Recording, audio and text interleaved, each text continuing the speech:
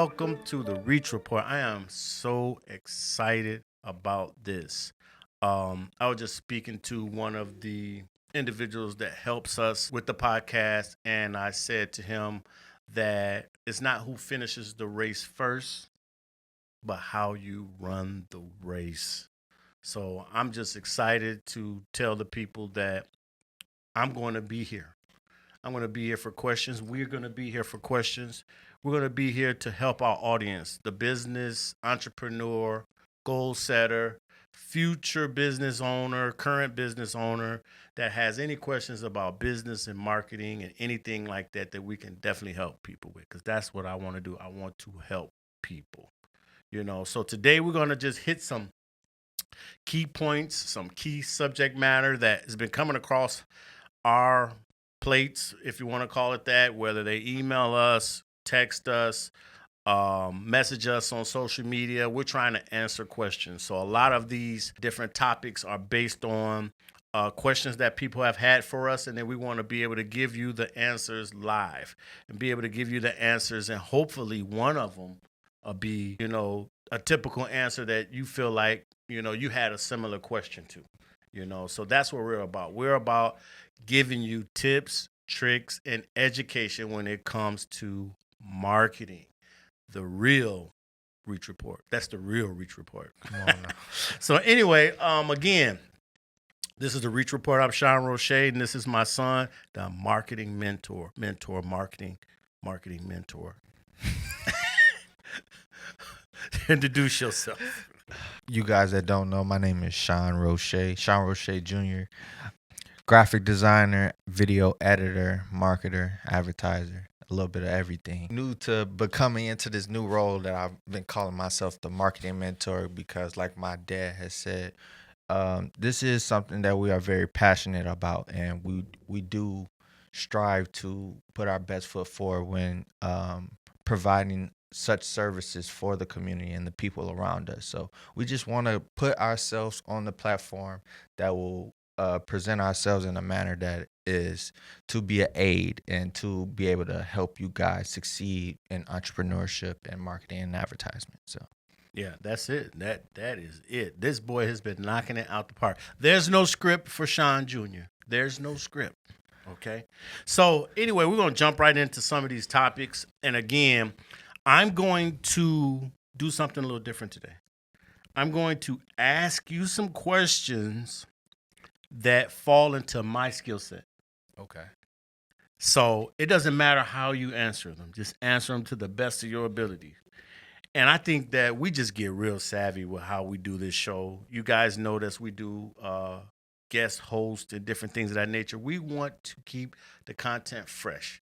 So we try and think outside the box when it comes to maybe normal podcasts or shows or whatever the case may be. So I'm going to do something a little different. I'm going to ask him questions about my skill set, but I want him to answer them to the best of his ability.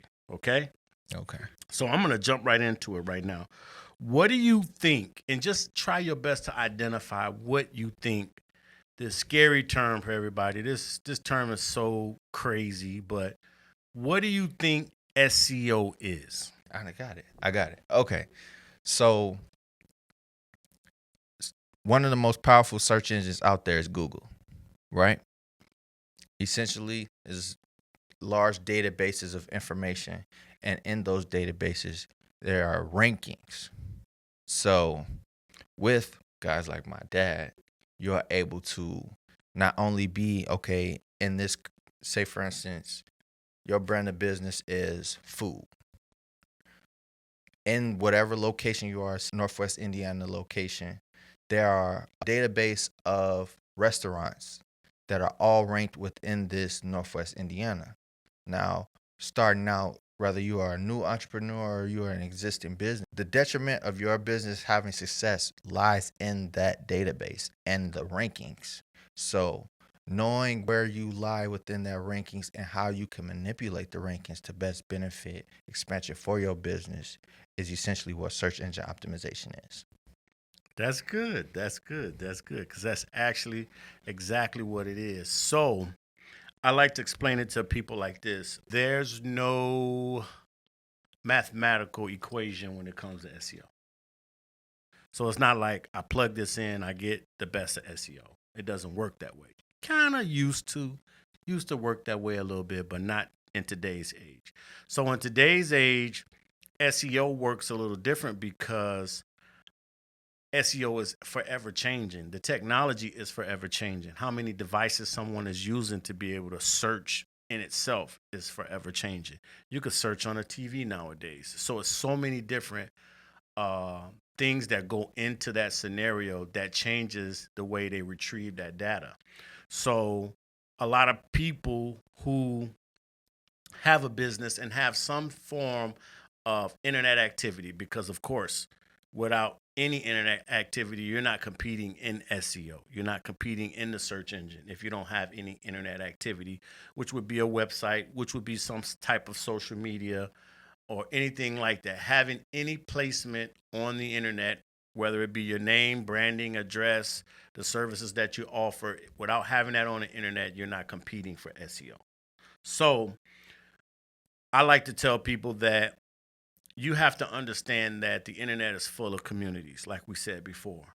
It's full of communities, and you want to be able to dial into a specific community to be able to determine how you're going to be ranked. You can never determine how you're going to be ranked if you don't subsidize those rankings or those search engines. If you don't say that I would like to see where I'm placed in the city of Chicago, then you're not going to get correct placement because you're utilizing the entire internet or a larger pool of businesses. So when you kind of break that down into smaller communities, you're able to see how you really compete. It's hard to say that you would compete in the entire World Wide Web. That's just a hard place to do it. It is businesses that are able to compile their businesses because they have an international business, which means that they're selling their services or product internationally. But I always tell people that you have to look at it for what it's worth and try and figure out, where am I placing, where is Google or Yelp or other search engines, where are they placing me in the realm of my community, and who am I competing with? Because SEO is forever changing. Because you're number one or top 5 or top 10 one day doesn't mean you're going to stay there. You have to be, utilizing different aspects of SEO to be able to compete with other businesses. So before we get too far into that subject matter, because literally that subject matter in itself could be an entire episode. So I definitely want to reach out to our subscribers, listeners, followers. If you have any questions about SEO that we may not have covered in this episode, please reach out to us, ask us the questions, DM us, do whatever you have to do to get those questions to us so maybe we can answer them on future episodes, because SEO is so big that if we formatted it to a way that we fully discussed it in its entirety, it would be a full episode. Right. So I'm just going to jump to the next areas of concern that some of our listeners have been having. That's where some of these questions or some of these topics are coming from. So I'm going to jump right into, this is more of a subject matter. And I'm going to ask you, this is something that I know this is your area. This is your area of expertise. So it's not like I'm asking you something that's my area of expertise this time. But you got a lot of people that's saying, content is king. Content is king, right? So when they say content is king, how are people engaging with content on, let's just speak about it. We're weeks away from 2025. Let's say going into 2025, what means of content is king, that you deal with on a day-to-day basis? What has become the king of content that you're experiencing on a day-to-day basis? I would say video.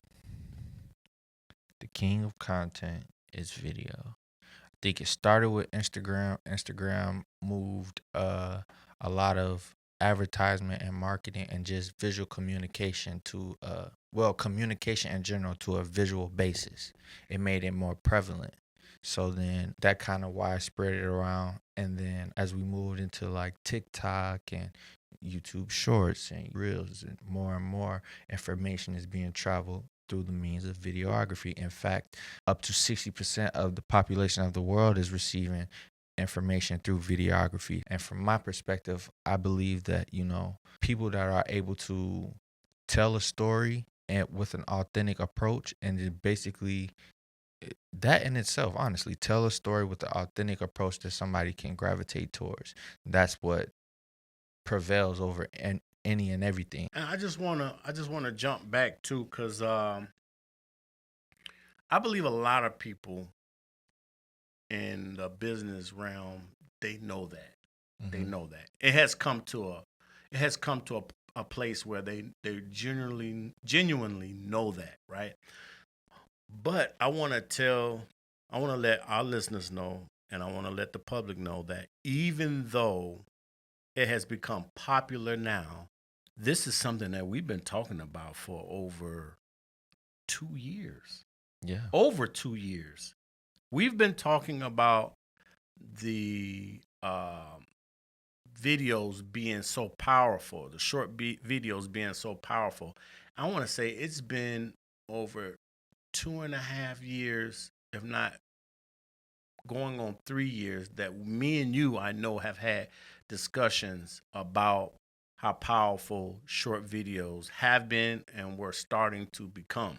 So, we're not speaking on it from an aspect of, hey, it's become popular, so it's a popular subject matter. No, we have been talking about how powerful short videos are going to be and will be way before the public is utilizing these now. And I'll go back into some of the things that took place. I want to say it's been well over a year and a half to 2 years. I got to go back. I'm not exactly sure, but when YouTube Shorts started, there were no advertising. And I'm jumping into advertising because I got a story behind it. There were no advertising that they were allowing during the time that YouTube Shorts came out. So during that time that YouTube Shorts came out, I had information about the possibilities of running ads on YouTube Shorts at that time. This is something that I brought to your attention. This is something that was brought to my attention by some individuals, like I want to say within Google, that told me that the product of advertising on YouTube Shorts was coming and that it was an opportunity to do it now before they were getting ready to launch it out to the public. So I knew that if Google was making this plan to be able to have advertisers use YouTube Shorts as a platform to advertise, I knew that, you know, the mark of what short videos was going to do was going to take off, years ago. So when you sit back and say that now, that was like ideally like right on the head. Just that whole subject matter that people are getting aware of nowadays. People are getting real savvy in it. But I want to commend you on the fact that you have you when I told you, you listened to me and you immediately got creative with it. I want to ask you some questions about creativity in short videos. And when we say short videos, I just want everybody to understand that we're speaking from the business aspect of it only, not for entertainment purposes, but for marketing purposes only. I want to ask you, like, what have you seen? Because I always wanted you to be able to look at short videos and come back and tell me, like, what are you seeing when you're seeing a short video ad? Like, what creativity have you seen that just kind of blew you away of how they took the simplicity of a short video and made it so powerful? What have you seen in a short video ad that you was like, man, that was really creative? One thing that's sticking out to me the most, it is not even necessarily an ad. It doubles as an ad, but it's like I said earlier, when you're conscious in the efforts of telling a story when it comes to video, especially with a short video advertisement, it doesn't necessarily have to be, oh, I'm telling you this story to buy this ticket, or I'm telling this story to make this purchase. A lot of times it can gradually flow towards that direction, but it's the efforts of it being authentic and telling that story that still invites you to get to that same result. So one way I've seen it come about is on the college football scene where they do the jersey reveals, Mm-hmm. right? Mm-hmm. So now we live in a day and age where every D1 program across the country has verified Instagram account, Mm-hmm. verified. Some have TikTok accounts, some have verified Facebook, etc. Right? So that's become a means of them telling that same story that will ultimately boost sales margins and boost engagements with their teams and their different organizations. But with the jersey reveals, I think it's a very strategic and smart way to just boost engagements and the camaraderie of that community of being like a lot of people that are fans of a college team. They are fanatics. They're more than just, I watch the game every Saturday. They want to bleed that color of that team, wear all the different memorabilia and gear, and wear the same gear as that team during that weekend game. If it's a whiteout, I want to make sure that I'm in white head to toe with my face painted and everything, right? Mm-hmm. So it's just pushing that idea of just getting people excited and getting people motivated for what's to come, and not necessarily always trying to shove that end result of that product or service to them, not necessarily force feeding it, but letting it be a gradual trickle down effect that'll still work in your favor. So what means of creativity did you feel like some of these big time college football programs utilize to get their message across? What did you see as a editor, illustrator, designer? What did you see that they use as a tool? Well, not necessarily as a tool, but what do you feel like they use that was creative enough to get the message across? Was it just the pops in the color, the angles of the video? What oh was it to yeah, you? it's a couple different things. Tennessee, they had a Venom, they had a Blackout where they had a jersey reveal, and they basically had Venom kind of I think it's called like a symbiotic or some to that nature. The people that know that you guys know, right? But it takes over the jersey or whatever, and the whole jersey turns from that orangey color to the all black, right? So it's timely because at the time the Venom movie was on its way to premiere, so it's timely in that same manner of people that are engaged with that topic, they can also cross being engaged with Tennessee and feel that same camaraderie based on that cross reference in marketing. And then as well as understanding how to get that message across in a certain time frame, knowing that it's a short video format. So different video effects just to keep that person engaged, because a lot of times you may have a video that's 10 seconds long, which is in retrospect very short, and if you can't capture that person's attention in that first 3 seconds, you might lose their whole opportunity of even inviting them into that community.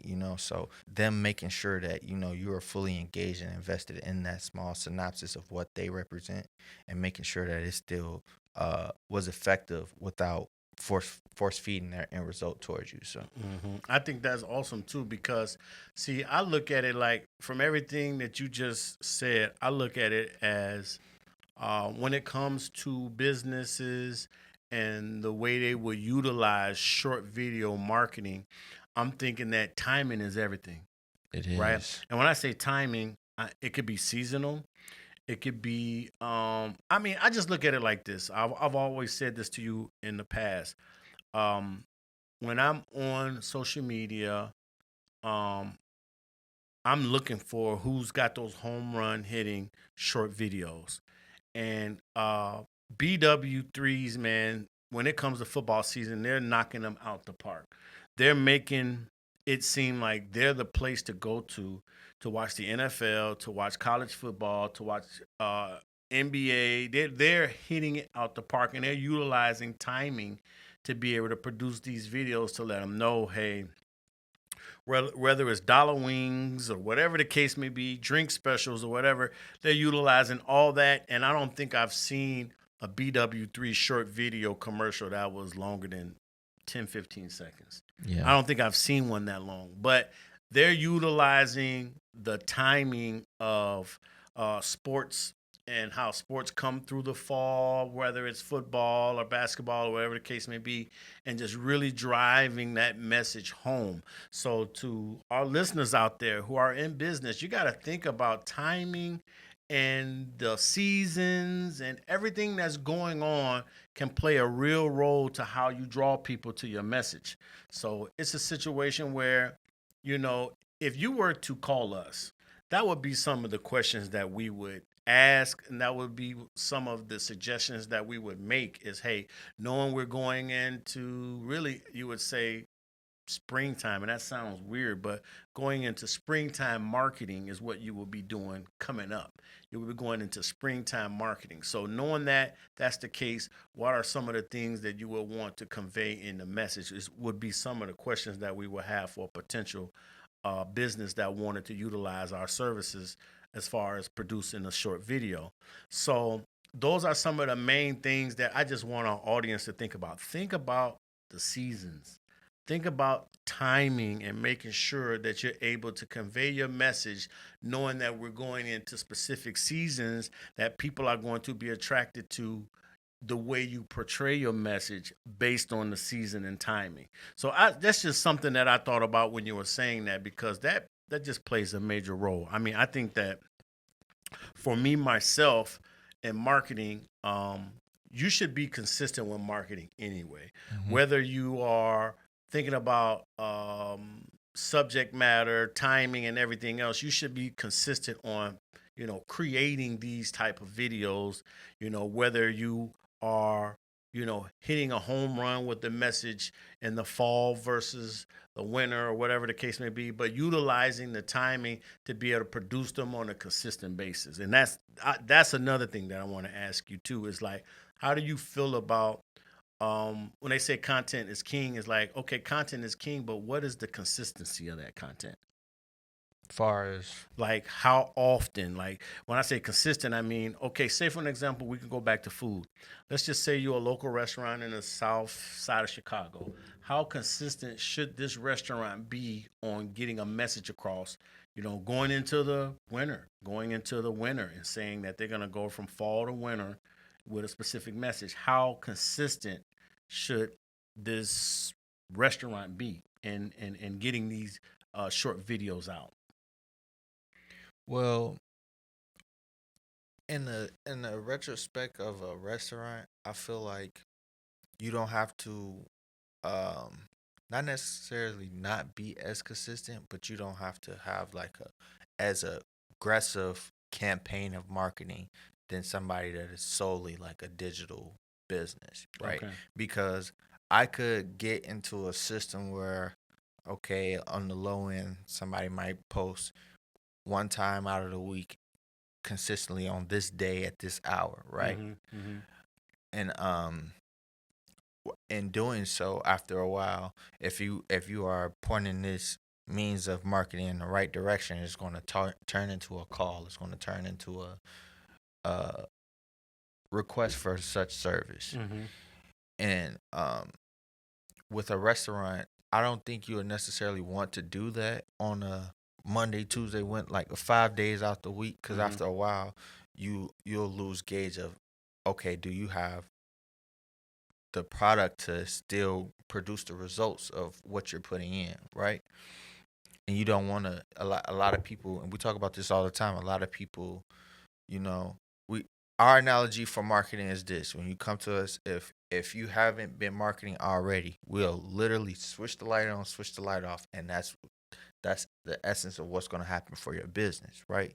So if you are, I got one walk in, I'm a restaurant per se, I got one walk in a day, we turn the light on.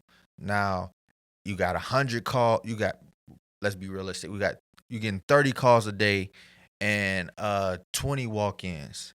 If you don't have the sustainability in the physical business, whether that's employees, management that can help facilitate what's going on, you're almost hurting yourself and putting in so much marketing. So it's best to, try to gauge what best benefits you, and making sure you have the system that can co-act the marketing to be able to be successful in the long run.